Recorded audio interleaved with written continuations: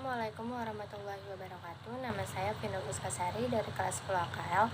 Saya akan mempresentasikan tentang tata ruang kantor. Pertama, pengertian tata ruang kantor.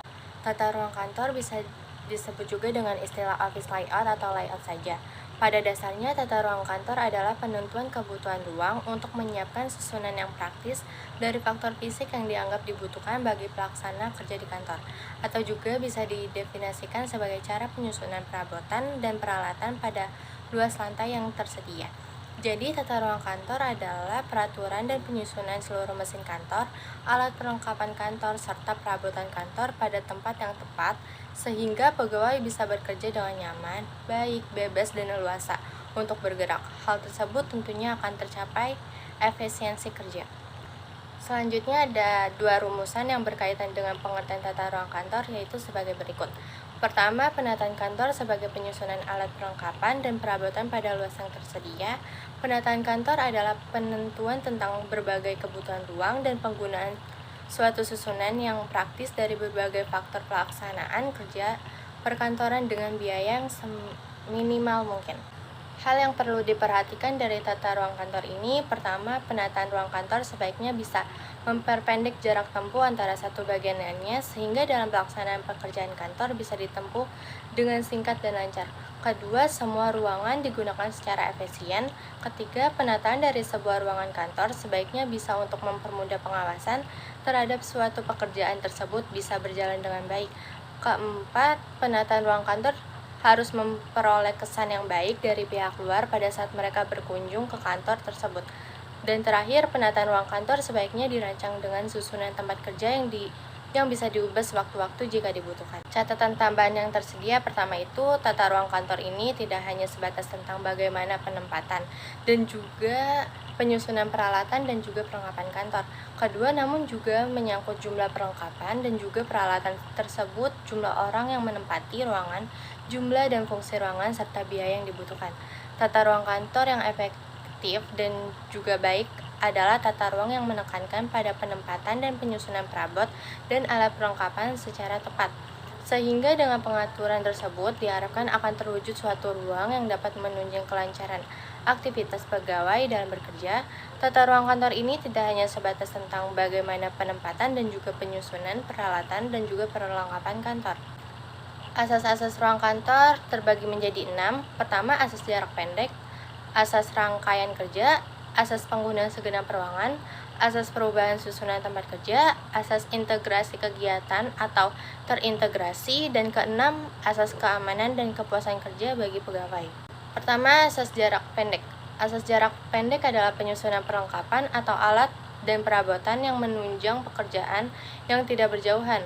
Apabila untuk berbagai pekerjaan yang saling berhubungan, terutama dalam menyusun tempat kerja dan penempatan berbagai alat yang dibutuhkan. Asas ini dapat memungkinkan proses penyelesaian pekerjaan bisa dilakukan dengan singkat atau dengan waktu efektif. Selanjutnya ada asas rangkaian kerja. Menurut asas ini, tata ruang yang baik adalah yang menempatkan para karyawan dan alat-alat berdasarkan rangkaian yang sejalan dengan urutan penyelesaian suatu pekerjaan. Asas ini adalah kelengkapan dari asas mengenai jarak terpendek. Asas rangkaian kerja juga adalah kesinambungan dari asas jarak terpendek karena tata letak dari ruang yang baik yaitu dapat memudahkan karyawan menjangkau alat pekerjaan yang diperlukan, sehingga pekerjaan bisa dilakukan secara efisien dan efektif. Selanjutnya ada asas penggunaan segenap ruangan. Asas penggunaan segenap ruangan adalah asas yang dipakai untuk menata ruang kantor dengan memakai ruang kantor yang ada, termasuk penggunaan ruang secara vertikal, ke atas, dan juga ke bawah. Asas ini memakai pemaksimal ruangan. Asas ini sangatlah baik dipakai untuk ruang kerja yang kecil, tapi membutuhkan tempat penyimpanan barang yang cukup luas. Dalam asas ini tidak terdapat ruangan yang dibiarkan kosong atau tidak terpakai. Terus ada asas perubahan susunan tempat kerja. Berdasarkan asas ini, tata ruang yang baik adalah tata ruang yang bisa diubah atau disusun kembali dengan mudah dan tidak memerlukan biaya yang besar. Perubahan tata letak kantor ini dilakukan untuk membuat suasana baru dalam suatu kantor. Asas ini pun hanya memperhatikan besar, kecil, dan berat ringan dari perabotan ruang kerja yang dipakai. Selanjutnya ada asas integrasi kegiatan atau terintegrasi. Tata ruang dan peralatan harus mengintegrasikan kegiatan antar dan inter bagian yang ada di dalam organisasi sehingga akan saling berkaitan atau terintegrasi secara harmonis. Pengintegrasian ini sangatlah penting dilakukan supaya proses penyelesaian pekerjaan bisa berjalan dengan baik dan sesuai dengan tujuan. Asas integrasi kegiatan ini sangat berhubungan dengan asas kesatuan fungsi dan juga asas hubungan individual dalam berbagai asas pengorganisasian kantor. Adanya kerjasama ini disebabkan karena asas hubungan individual dan kesatuan fungsi. Dan terakhir ada asas keamanan dan kepuasan kerja bagi pegawai.